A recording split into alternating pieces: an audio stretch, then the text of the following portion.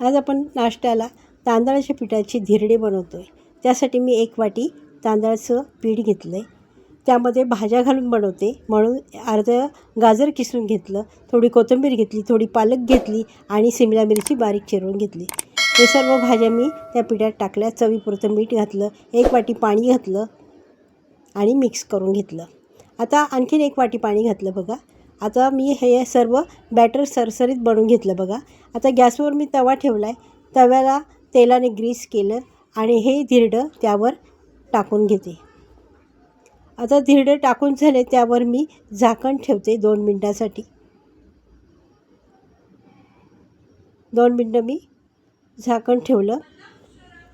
आता आपलं धिरडं आता चांगलं झालं. एका बाजूनी मी पलटी करून घेतलं आणि त्या जाळीवर काढून घेतलं. अशा प्रकारे मी सर्व धिरडे बनवून घेतले. धिरडे बघा छान होतात.